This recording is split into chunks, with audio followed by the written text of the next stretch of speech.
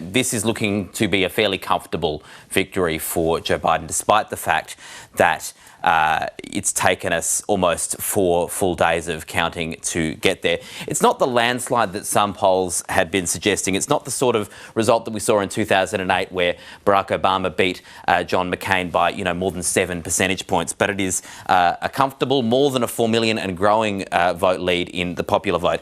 But, of course, that's not where the result is won. What we've coloured in our electoral map that hadn't changed in quite some time overnight is Nevada, which has now gone beyond a 2% margin with some more votes that have come in. And so networks in the US have been happy to finally call that one. It doesn't look like there's any change happening here, particularly as, more votes are still coming in from Clark County, which have been going for Nevada.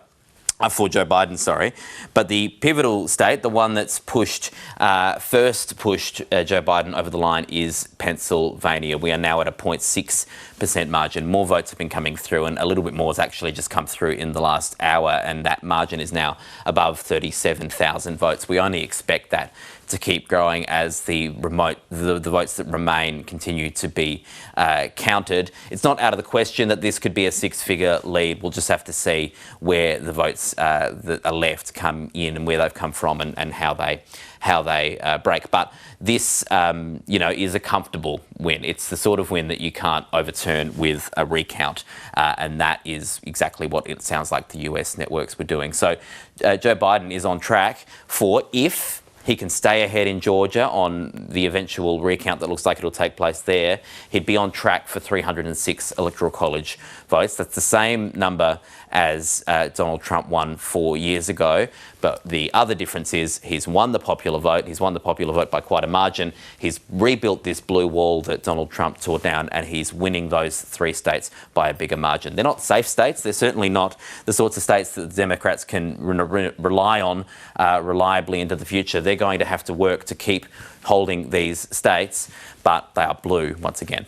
Let's talk about Georgia. That's going to be critical. We know that there's a recount there now. Critical in the sense that there will be 2 runoffs, which will determine 2 seats in the Senate. Yeah, 2 Senate runoffs, which look like might determine the balance of power in the Senate. The normal Senate seat and an unexpired term from someone that is no longer in the Senate. They will be very fiercely fought, as well as this recount that we're likely to see, because they could determine the fate of the Senate. Why is that important? Well, the Senate is responsible for appointing approving, confirming nominees for cabinet positions in the United States, and also Supreme Court nominees. So if President-elect Joe Biden wants to implement his full agenda, he would want to have his cabinet picks. He would need the Senate to agree. A Republican Senate could appoint them, but it would be easier with a Democratic-controlled Senate. And Joe Biden would be the first president in a little while. The last few have all had control of the Senate when they've taken office, and so they've been able to do that.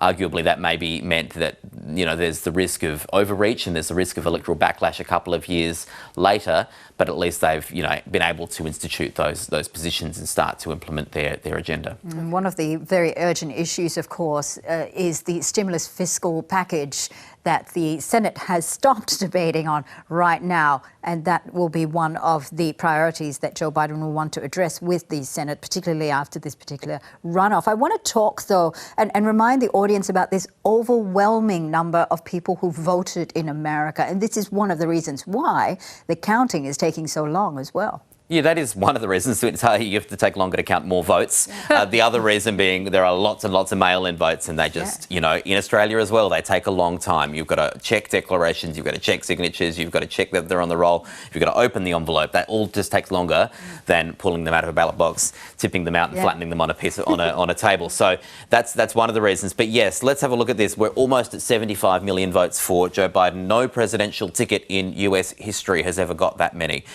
This has been a very high turnout election. And I should also say, 70 million for Donald Trump is also a very high number. He has mobilised his base as well. Turnout is up for not just Joe Biden, but also Donald Trump. I'll just show you the turnout in the last election, 65 million to 62 million in 2012, 65 to 60. These numbers are significantly higher. We're not seeing a little bit more turnout. We're seeing millions and millions and millions more people turning out. The coalitions, the sort of electoral bases for these two candidates are not all that together that different to what they were 4 years ago, but they've mobilised many more people.